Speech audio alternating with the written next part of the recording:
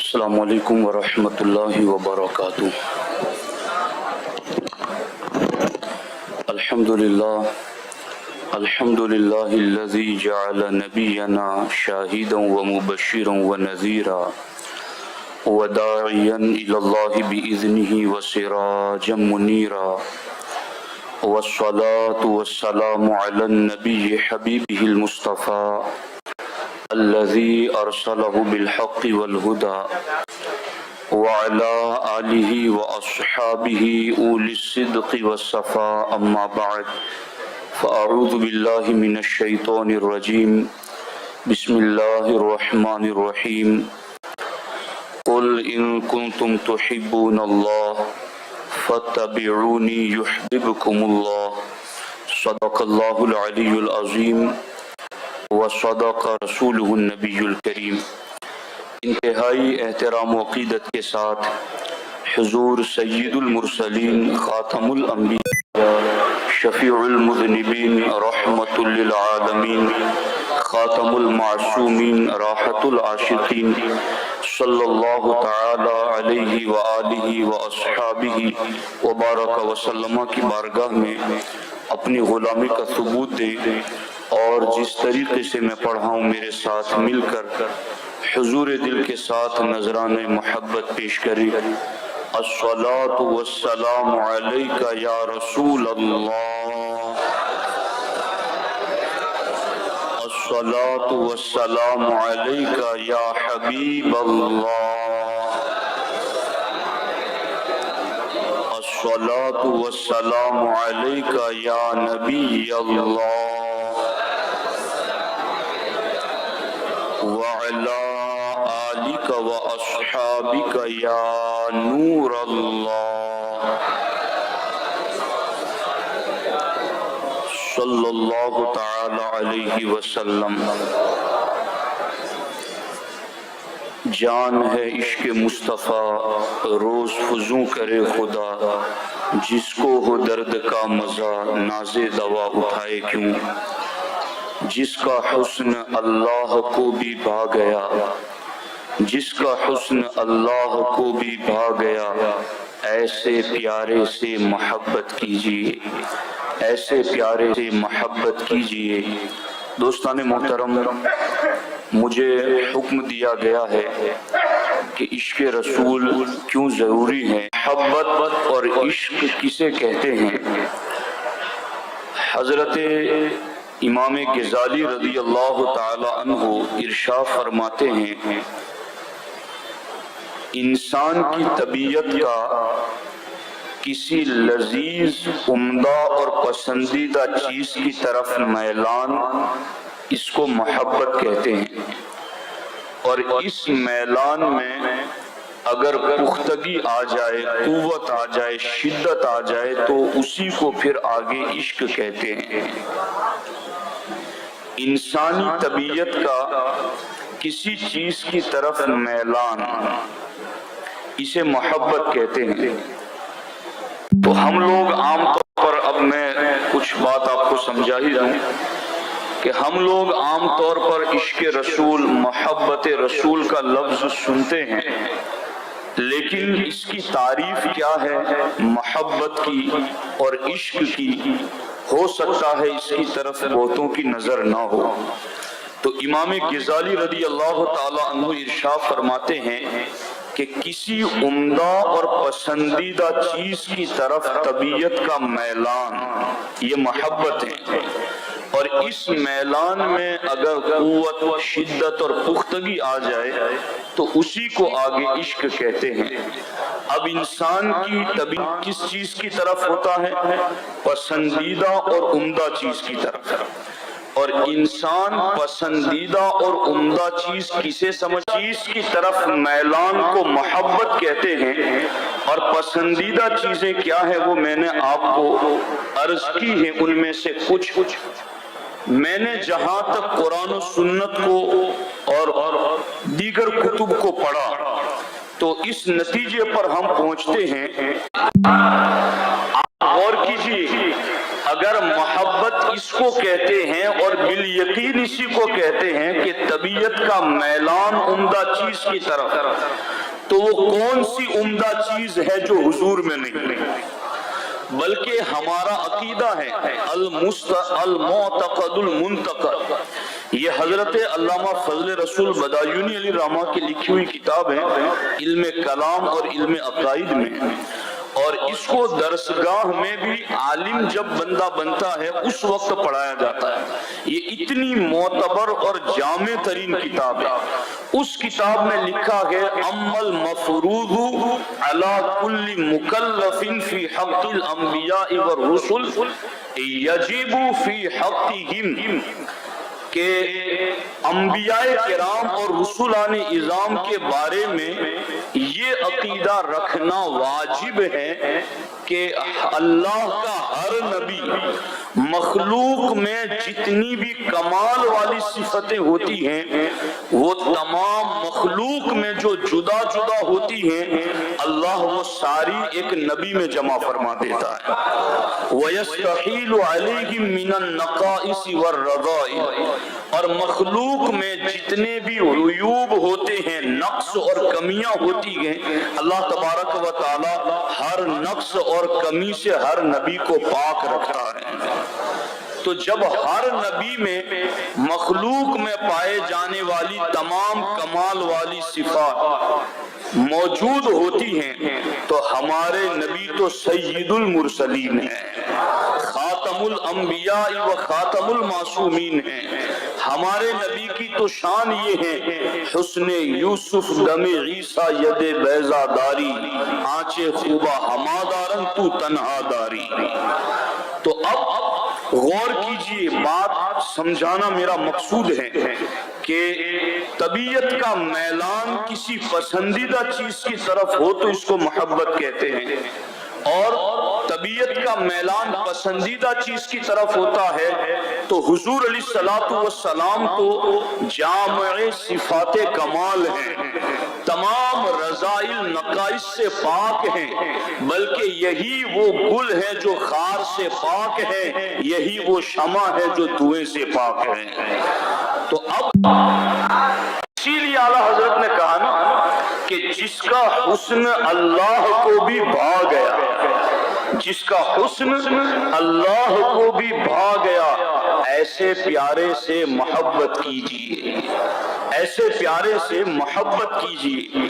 اب جب حضور علیہ الصلوۃ والسلام کی ذات ہی ایسی با کمال ہے کہ اگر بندہ حضور کو پڑھ لے، یہ ہے نا کہ عشق ضروری کیوں ہے، تو ایک وجہ یہ ہے کہ حضور علیہ الصلوۃ والسلام کو اگر بندہ پڑھ لے کہ حضور کی شان کیا ہے، تو خدا کی قسم اللہ نے جو جذبہ محبت فطری طور پر ہر انسان کو دیا گیا، اس کو جذبہ محبت کی تسکین اگر اس کائنات میں کہیں ملے گی تو در مصطفیٰ پہ ملے گی، کیونکہ انسان کا دل جن چیزوں کی وجہ سے پیار کرتا ہے کسی سے، وہ تمام چیزیں ہمارے نبی علیہ الصلوۃ والسلام کی ذات میں موجود ہیں۔ اور یاد رکھیے کہ دنیا کے اندر جتنے بھی فواحش اور منکرات ہیں، جتنے بھی گناہ کے بازار گرم ہیں، اگر ہم اپنی نسل نو کو ان گناہوں کے دلدلوں سے نکالنا چاہتے ہیں تو اس کا ایک واحد علاج یہ ہے کہ ہم اپنی نوجوان نسل کو حضور کا عاشق بنا دیں۔ اس لیے کہ ہم نے تاریخ اور سیرت پڑھی ہے، اللہ کے رسول علیہ الصلوۃ والسلام کے اعلان نبوت سے پہلے آپ مکے کی حالت دیکھ لیں، شراب عام ہے، جوا عام ہے، بے حیائی عام ہے، بد کرداری عام ہے، کون سا گناہ ہے جو عام نہیں تھا؟ مگر حضور کا عشق لوگوں کے دلوں میں کیا پیدا ہوا؟ حکم آیا کہ حرام ہو گئی شراب تو مٹکے توڑ دیے گئے، شراب گلیوں میں بہا دی گئی۔ ایک صحابی جب ایمان نہیں لائے تھے وہ تو مکے میں جب بھی جاتے خانہ کعبہ میں تو واپس پلٹتے تو ان کی معشوقہ سے ملاقات کرتے۔ جب حضور پر ایمان لے آئے اس کے بعد جب گئے تو نگاہیں جھکائے گئے، اسے ایسا لگا کہ یہ شاید کعبہ جا رہا ہے تو واپس آ کر ملاقات کرے گا، مگر جب واپس جانے لگے تب بھی نگاہیں جھکائے اس کی طرف توجہ ہی نہیں کی۔ تو اس نے پوچھا کہ اب کیا بات ہے کہ تمہاری توجہ ہماری طرف نہیں ہوتی؟ کہا پہلے میں نے عشق مجازی کی طرف توجہ کی تھی، اب میں عشق حقیقی سے بہرور ہو چکا ہوں، اب میں حضور علیہ السلام کی زلفوں کا اسیر ہو چکا ہوں۔ تو حضور کے عشق نے انہیں اتنا باکمال کر دیا کہ اب وہ بے حیائی سے بچ گئے۔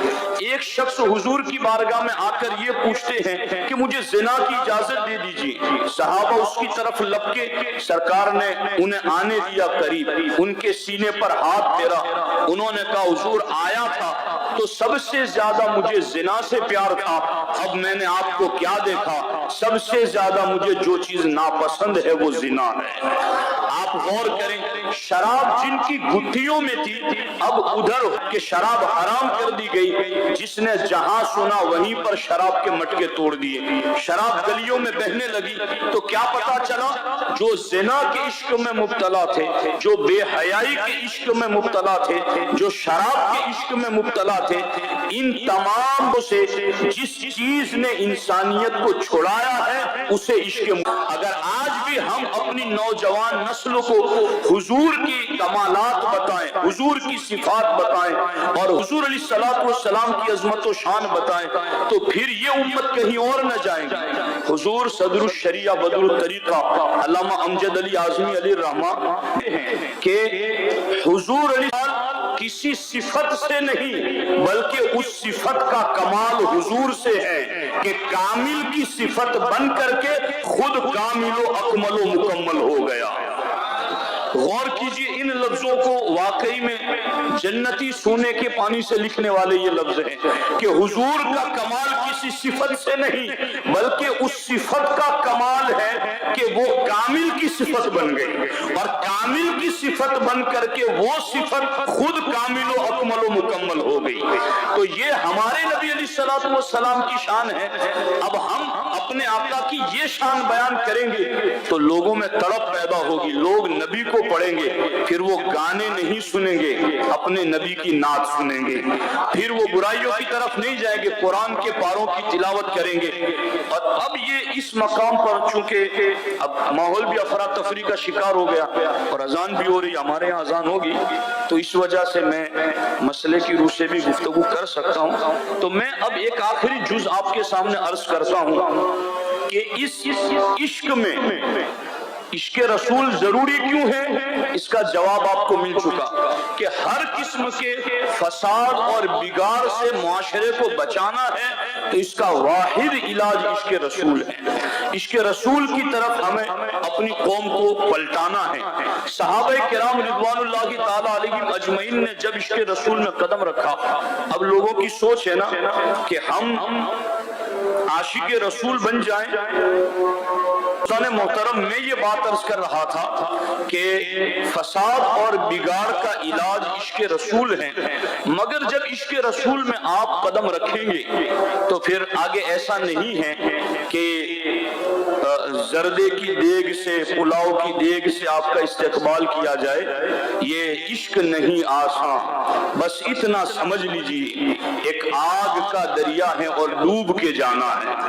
تو اب اس میں بڑی آزمائشیں ہیں، مگر جب ان آزمائشوں سے بندہ پار اترتا ہے، جب عشق سکھاتا ہے آداب خود آگاہی، آداب خود آگاہی جب عشق سکھاتا ہے تو کھلتے ہیں غلاموں پہ اسرار شہنشاہی، غلاموں پہ اسرار شہنشاہی کھلتے ہیں۔ پھر وہ صحابی ایک اس وقت کی سپر پاور طاقت کے دربار میں کھانے کے لیے بیٹھے تھے دسترخوان پہ، لقمہ زمین پر گر گیا تو لقمہ اٹھا کر صاف کر کے کھا لیا۔